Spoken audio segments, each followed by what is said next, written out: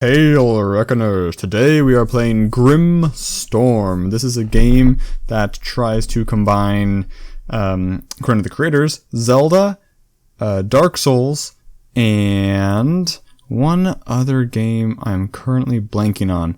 The important thing, I'll look it up for a second. The important thing to note about this episode is that, this commentary is recorded in post. So this is a Souls-like game.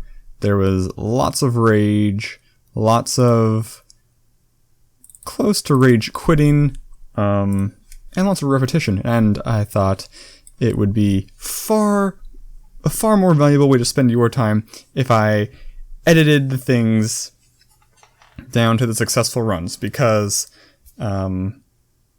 my intent for sharing this video with you is as a strategy guide or a how-to guide, because I don't think you need a how-to guide on how to fail. You're like, oh man, I'm having a hard time dying against this guy. How do you do it? I could show you that pretty easily, but I suspect that's not the case. I suspect you wanted to know how to actually beat things. If I'm wrong, mention it in the comments. So let's see. Does this say... No, this doesn't say. Okay, I'll put it, it's in the description, I'm sure, the three things that this combines. If you can't tell what the three things are from this anyway, I mean, it's a platforming, action-y game with, that's hard, very hard, lots of repetition. So let's get this started. Okay, so yeah, Grimstorm, Castle Grimstorm, a place of terror and evil, spreading cell corruption across the kingdom with its benevolent ruler causing chaos, blah blah blah, it's time to do blah blah, that's where you come in here, adventurer, blessed with a gift, come back from death. Oh, it's a good gift, it's up to you to storm the castle. A single person castle storm. So yes, something I wanted to point out about the way I'm doing this is I have edited it in such a way that whenever you see me enter a room in the game, that is my first attempt at that room. Wait, that's not true. Sorry, a better way to phrase it. When you see me succeed at a room, that is my first successful run at the room. So I'm not showing you all the failures leading up to it, but I'm also not showing you the smooth finish runs. So this room's important because it's supposed to teach you how to deflect arrows. I don't really do it here. You'll see that more up above. This is the first secret. So there's 3 bosses in this game. Each boss, somewhere in the level leading up to it, has 2 secrets. This one increases your armor. Each one, there's 2 secrets. One will always increase your armor. That's this one. One will always increase your damage. That's coming up. So you hit the switch, we get the secret ladder. There's a little foreshadowing for the first boss, which is pretty cool. You can ignore that guy. He does nothing. This is the part where you're supposed to be able to deflect arrows. Do I do it here? Let's see. Yeah, I did. I deflected an arrow. It's actually not that. I don't know, it's a pretty good skill. So here's the secret for the attack damage one. The trouble with all these archer guys is you have no incentive to fight them. They're very easy to jump over. Like, if you can deflect them, you can sure as heck dodge them way easier, so there's no point. You might as well just run. Yeah, I mean, I have killed that guy on the right to see if there's a secret past him, and there wasn't, so I just avoid him now. Oops. Yes, if you're in the air and hit down, you do a plunging attack, however there's a significant delay at the end. So here we go, knock the drawbridge down, shortcut, that's super nice to have. Very Dark Soulsian to reward with a shortcut, and I like that. So there's a plunging attack with a stun, and I got punished for it. This game does have a shield, you can crouch to block. I find it to be incredibly unuseful. Very close to 100% of the time, if you crouch and block with your shield, you are as good as dead, because enemies will mirror you, and you'll just be locked in there until you die. So this is the first boss. This is probably like my 3rd attempt or so. Yeah, basically the premise is I just run up, and you can see me crouch trying to block my shield, and then I slash with my sword. His pattern is 2 highs and 3 lows.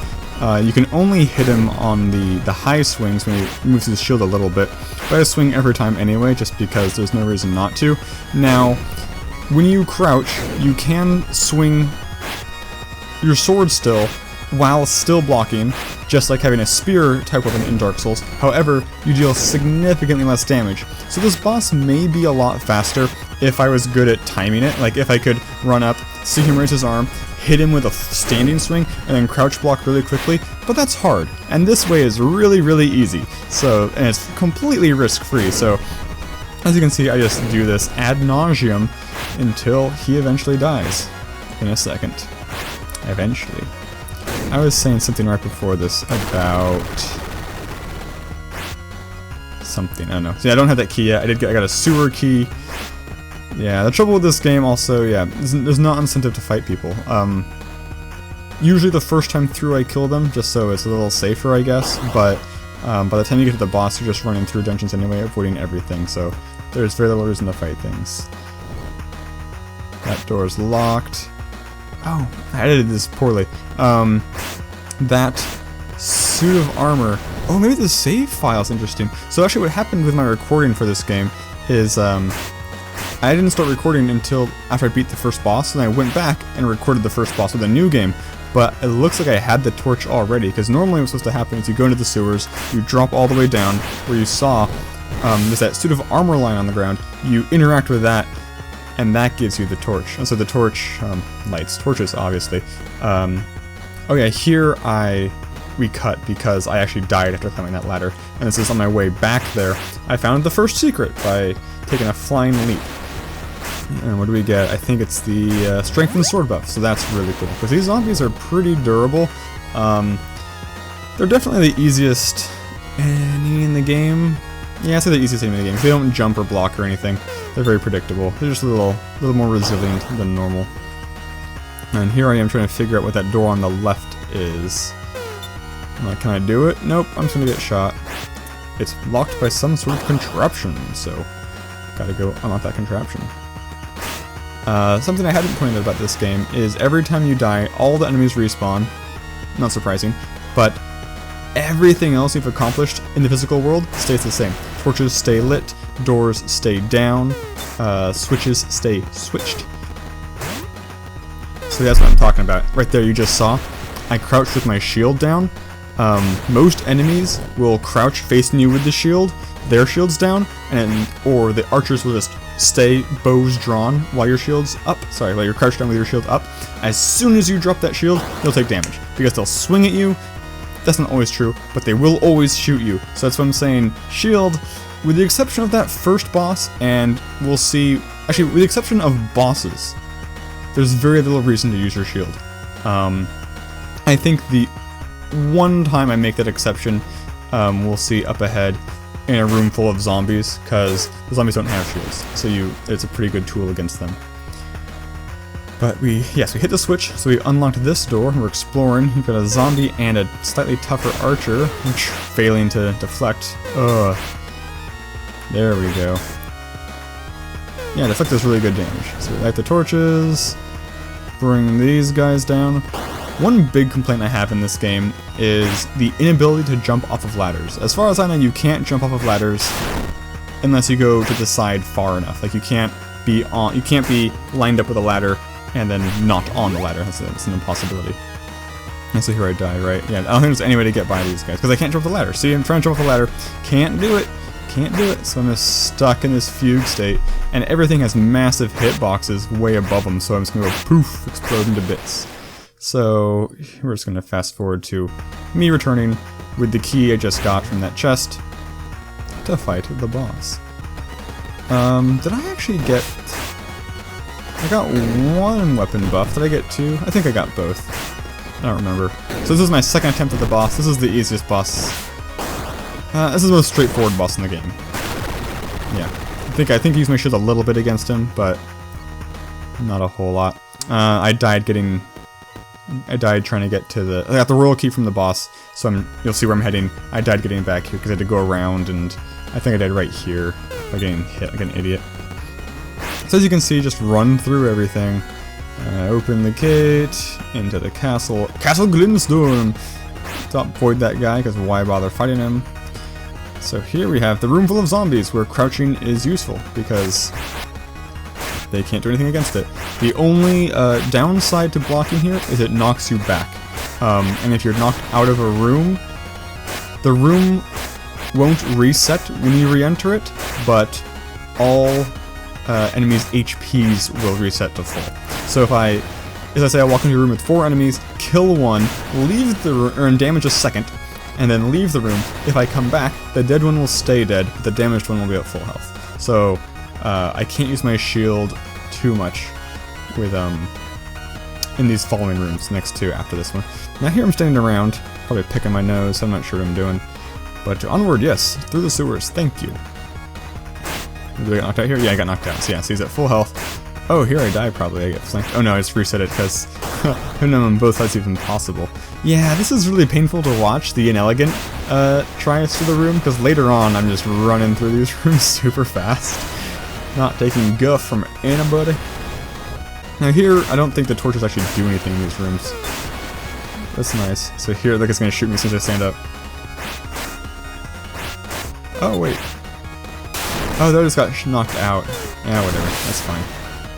But yeah, if an archer's pointing at you and you have your shield up, you cannot drop your shield, stand up, and swing your sword fast enough to deflect the arrow, which is why it's automatic damage. I don't know if I've ever tried to jump over it from that kind of standpoint, but I don't think it would work either. You'll also notice when the music glitches like that, it's because I cut these room transitions. Now these guys are the most annoying enemy in the game. They're supposed to be. They're the hardest non-boss enemy in the game. And that's because they're kind of like the red guys, but they jump a lot more, they're a lot faster, and most importantly, they can swing in the air. Or something? I'm not sure. They swing really quickly. Your character cannot swing in the air. I'm pretty sure their character can. Now let's watch. No, not here. Yeah, so they jump in line with you, and it's really hard to get space between you. Because they'll jump in the air and hit you. Sometimes, with their massive hitboxes. No, it's not too bad. I mean, this part took me a long time, actually several tries to figure out how to beat the guys.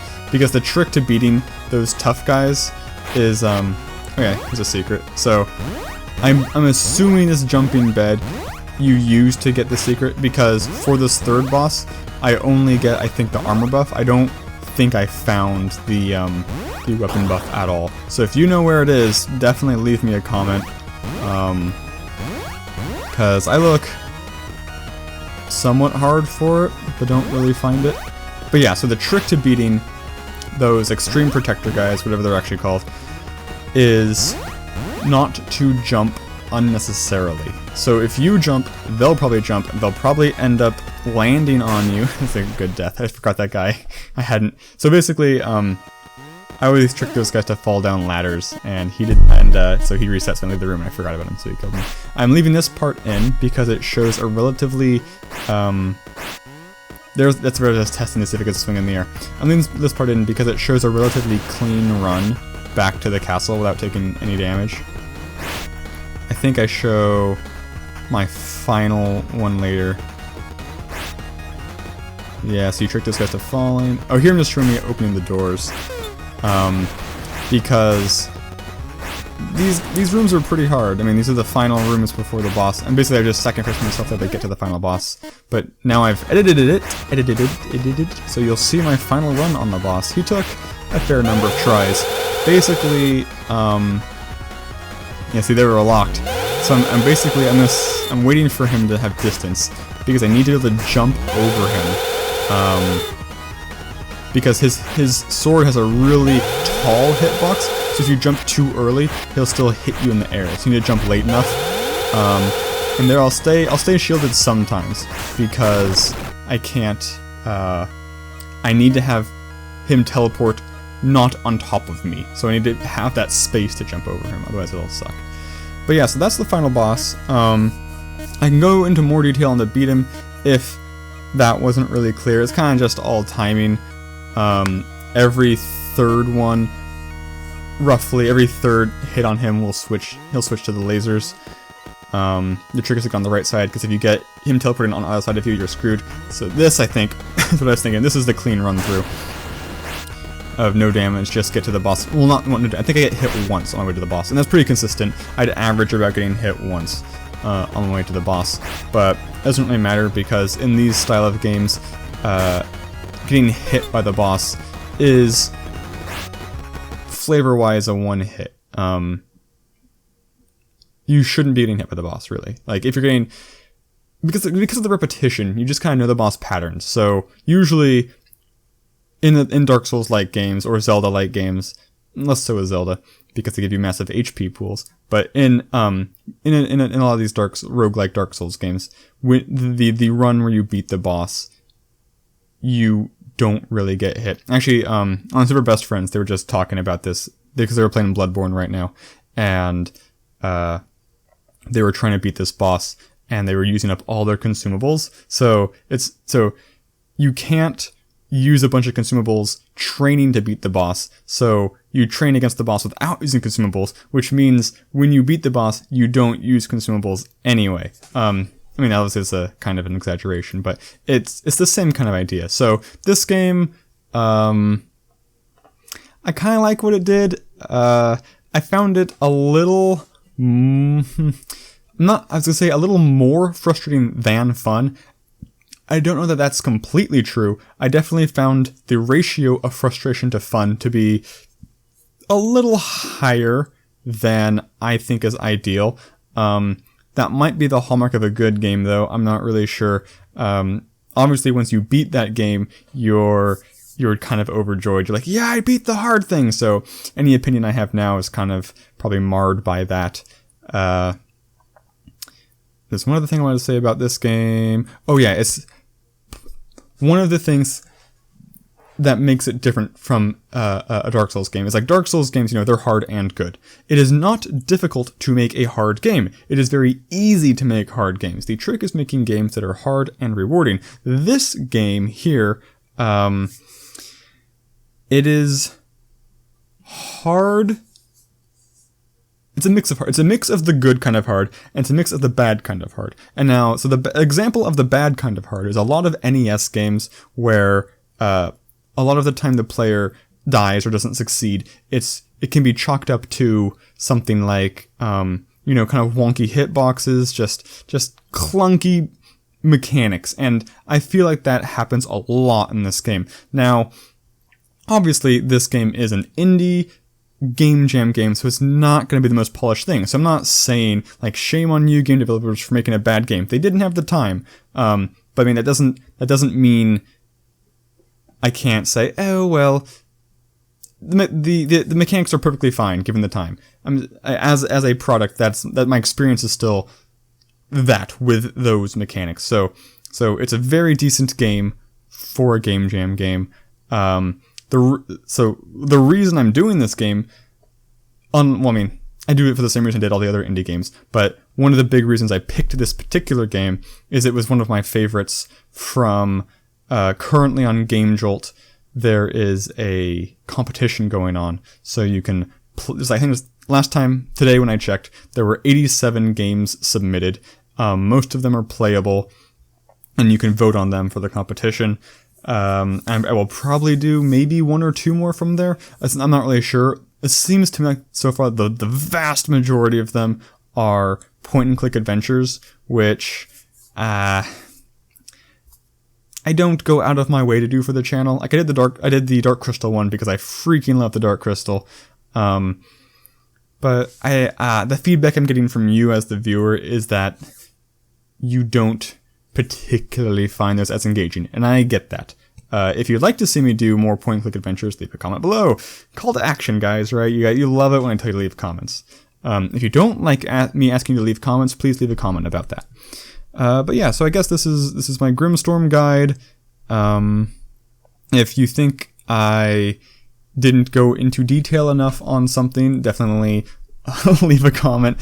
Give me feedback on how this was, because this is only the second time I've post-recorded commentary, and I'm not, I'd like to see how you think it went, because I kind of just wing it. This isn't a scripted thing. Basically, I edit the episode, and then I start talking, and I hit play on the episode, and I keep talking during it, and I live spill my thoughts as they occur to me. Clearly, I'm not the best wordsmith, so if you think I should if you have any input, I guess, like, or questions, input or questions, I am totally open to those. So, finally, in conclusion, thank you so much for watching this episode, and I will see you guys in the next game. Hopefully this helped. Goodbye.